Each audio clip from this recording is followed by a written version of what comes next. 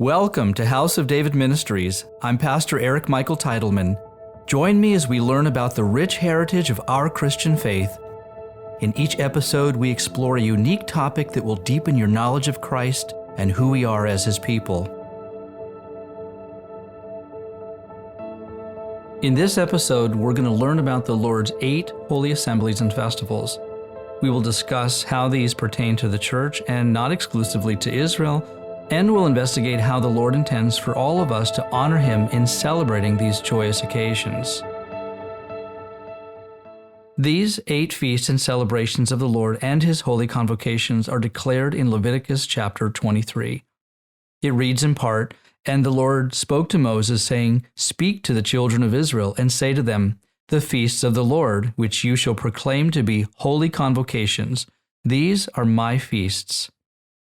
All these festivals belong to God, and they point to the first and second advents of Christ. And the first holy assembly mentioned in Leviticus 23 is the Sabbath. The remaining 7 festivals are seasonally divided into spring and fall. These include in the spring the Passover, the Feast of Unleavened Bread, the Feast of First Fruits, which we know as Resurrection Sunday, and the Feast of Weeks, Pentecost. And then in the fall, we have the Feast of Trumpets, which is also the Jewish Civil New Year, the Day of Atonement, and the Feast of Tabernacles. Now, Paul said in Romans chapter 3, what advantage then has the Jew, or what is the profit of circumcision? And he said, much in every way. He says, chiefly because to them were committed the oracles of God. These oracles include God's instructions for how to celebrate His feasts. And while Israel was entrusted with the feasts of the Lord, they were not exclusively for them. Now, Yeshua spoke regarding the Sabbath. In Mark chapter 2, he said, The Sabbath was made for man, and not man for the Sabbath. And in the Talmud, Rabbi Jonathan Joseph affirms this by saying, For it is holy unto you, it is committed to your hands, not you to its hands. And he was speaking of the Sabbath. And so contrary to the opinion of some, or many even, that Jews are prohibited from healing on the Sabbath, the Talmud specifically states, but to save a life, one may take one down, even from the altar. And so the rabbis agree that if the altar sacrifices in the temple can be suspended to save a life, how much more should the saving of human life suspend the Sabbath laws? Now, Yeshua did not say that the Sabbath was made for Israel. He declared it was made for all humanity, because He is Lord of all, and He is the Lord of the Sabbath. And so for us who are in Christ, the Sabbath specifically belongs to us, both Jew and Gentile, as a promise of our eternal rest in Him. It says in 1 Corinthians, For us there is one God, the Father, of whom are all things, and we for Him, and one Lord Jesus Christ, through whom are all things, and through whom we live. Now, as to the Passover, Paul instructed the Gentiles in Corinth. He said in 1 Corinthians chapter 5, he said, Therefore let us keep the feast, not with old leaven, nor with the leaven of malice and wickedness, but with the unleavened bread of sincerity and truth. And so while the observance of the Passover initially had restrictions for Gentiles, it was certainly not prohibited from them to partake in it. The Lord said in Exodus chapter 12, And when a stranger dwells with you and wants to keep the Passover to the Lord, let all his males be circumcised, and then let him come near and keep it, and he shall be as a native of the land. For no uncircumcised person shall eat it. One law shall be for the native born and for the stranger who dwells among you. So the Lord had made provision for the Gentiles to join themselves to the house of Israel and become one, even become equal with them, because one born of the land implied that they would become a native Israelite. But now in Christ, the circumcision required of the Gentiles is that of the heart and not of the flesh. In the Old Testament, the Lord spoke through His prophets to the Gentiles, specifically regarding the Sabbath and the Feast of Tabernacles. Let's read some of the verses. In Isaiah chapter 56, it says, Blessed is the man who does this, and the son of the man who lays hold on it, who keeps from defiling the Sabbath, and keeps his hand from doing any evil. Do not let the son of the foreigner who has joined himself to the Lord speak, saying, The Lord has utterly separated me from His people. And he was speaking of Israel. And then he goes on to say, also the sons of the foreigner who join themselves to the Lord to serve him and to love the name of the Lord, to be his servants, everyone who keeps from defiling the Sabbath and holds fast my covenant, even them I will bring to my holy mountain and make them joyful in my house of prayer. Their burnt offerings and their sacrifices will be accepted on my altar, for my house shall be called a house of prayer for all nations. And then in Isaiah chapter 66, the Lord says, for as the new heavens and the new earth, which I will make, shall remain before me, says the Lord, so shall your descendants and your name remain. And it shall come to pass that from one new moon to another, and from one Sabbath to another, all flesh shall come to worship before me, says the Lord. In Zechariah chapter 14, the Lord speaks of the Feast of Tabernacles, and he says, and it shall come to pass that everyone who is left of all the nations which came against Jerusalem shall go up from year to year to worship the King, the Lord of hosts, and to keep the Feast of Tabernacles. And it shall be that whichever of the families of the earth do not come up to Jerusalem to worship the King, the Lord of hosts, on them there will be no rain.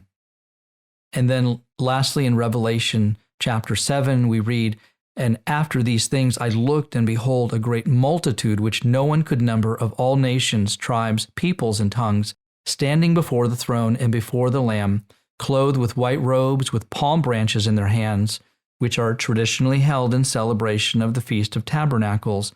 And they are crying out with a loud voice, saying, salvation belongs to our God, who sits on the throne, and to the Lamb. And let's not forget that the Sabbath was sanctified, set apart, and declared holy to the Lord at the time of creation.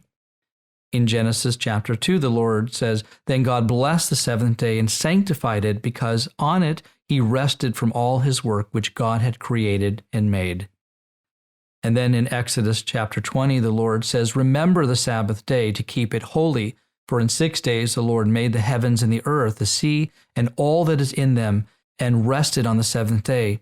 Therefore the Lord blessed the seventh day and hallowed it. The Sabbath is by far the longest of the 10 commandments spoken to the children of Israel, and it was given to them as an eternal ordinance of many Sabbaths.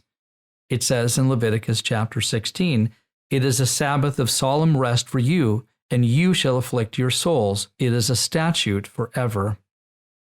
Now this verse shows us that Christ is both our atonement for sin and our peace, and so he is our eternal Sabbath. King Solomon honored the Sabbath as an eternal ordinance when he dedicated the first temple. He said in 2 Chronicles chapter 2, behold, I am building a temple for the name of the Lord my God, to dedicate it to him, to burn before him sweet incense, for the continual showbread, for the burnt offerings morning and evening, on the Sabbaths, on the new moons, and on the set feasts of our God. This is an ordinance forever to Israel. Now, sadly, the Temple of Solomon was destroyed, and Israel was taken into Babylonian captivity for 70 years, and the time of their exile correlated with the number of sabbatical years that were not observed according to the law of Moses.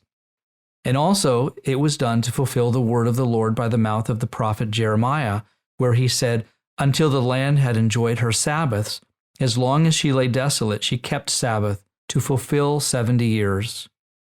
And then, unfortunately, then again later, the Roman Empire would destroy the Second Temple and exile the Jewish people to every nation and corner of the earth. But Yeshua spoke of a time of restoration before his return. He said in Matthew chapter 17, indeed, Elijah is coming first and will restore all things. And he wasn't speaking of the restoration of earthly governmental, political, or economic systems. He was specifically referring to the restoration of Israel and the kingdom of God. The Lord declared in Jeremiah chapter 32, he says, yes, I will rejoice over them to do good, and I will assuredly plant them in this land with all my heart and with all my soul. That is an amazing declaration of God. He says with all his heart and soul, he desires to restore the Jewish people. God is consumed with the restoration of Israel, and we, the church, are the ones that he has commissioned to help him restore his heritage. And so the church should be equally consumed with God's heart for the restoration of his people. And in laboring to restore them, we are called the repairers of the breach. And part of this breach is the restoration of the Lord's eternal ordinance of the Sabbath and his holy convocations, and not just to Israel, but to all the nations of the earth. It says in Isaiah chapter 58, it says, "Those from among you shall build the old waste places. You shall raise up the foundations of many generations, and you shall be called the repairer of the breach, the restorer of streets to dwell in. If you turn away your foot from the Sabbath, from doing your pleasure on my holy day, and call the Sabbath a delight, the holy day of the Lord honorable, and shall honor him, not doing your own ways, nor finding your own pleasure, nor speaking your own words, then you shall delight yourself in the Lord, and I will cause you to ride on the high hills of the earth, and feed you with the heritage of Jacob your father. The mouth of the Lord has spoken." And the Lord spoke through his holy prophets of old about a time of restoration.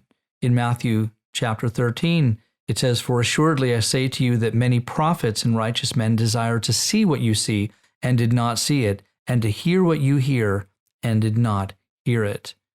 And so in the latter days, before the return of Christ, it is written in Isaiah chapter 2, it says, "Now it shall come to pass in the latter days," and this is before the return of Christ, "that the mountain of the Lord's house shall be established on the top of the mountains, and shall be exalted above the hills, and all the nations shall flow to it. Many people shall come and say, 'Come, and let us go up to the mountain of the Lord, to the house of the God of Jacob. He will teach us his ways, and we shall walk in his paths. For out of Zion shall go forth the law and the word of the Lord from Jerusalem." And so once again, the Lord is speaking to the Gentiles. He says all the nations shall come up to Jerusalem to learn of God's laws, and these laws include how to honor the Sabbath and the feasts of the Lord. And we, the Jewish people who were entrusted with the oracles of God, are specifically called to teach the Gentiles how to walk in his ways. It says in Zechariah chapter 8, it says, "In those days 10 men from every language of the nations shall grasp the sleeve of a Jewish man, saying, 'Let us go with you, for we have heard that God is with you.'"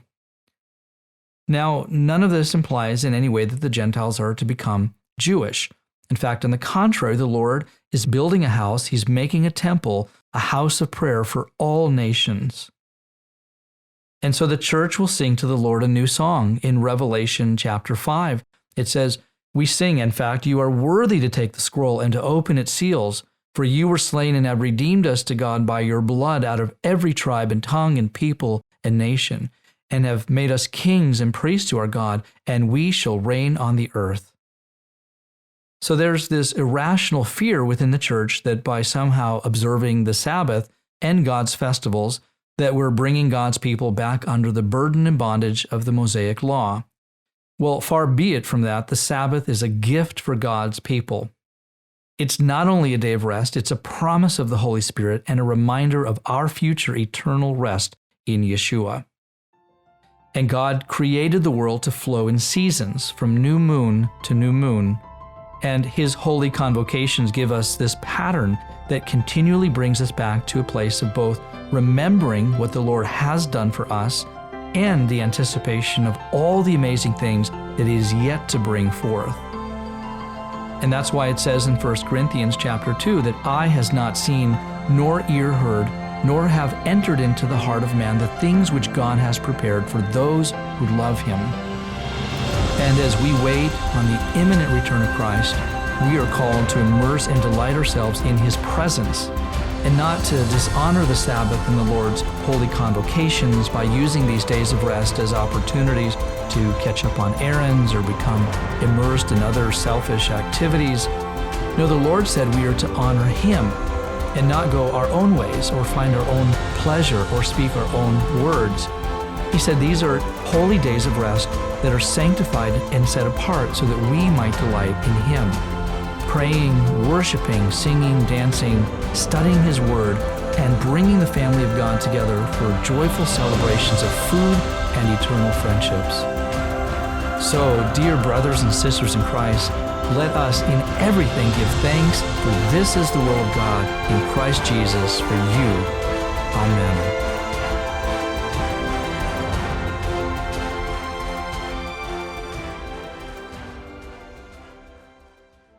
If you have enjoyed this teaching from House of David Ministries, make sure you subscribe to our channel and don't forget to visit our website where you can sign up for our monthly newsletter. We pray the Lord richly bless you, and we look forward to having you join us again for our next episode.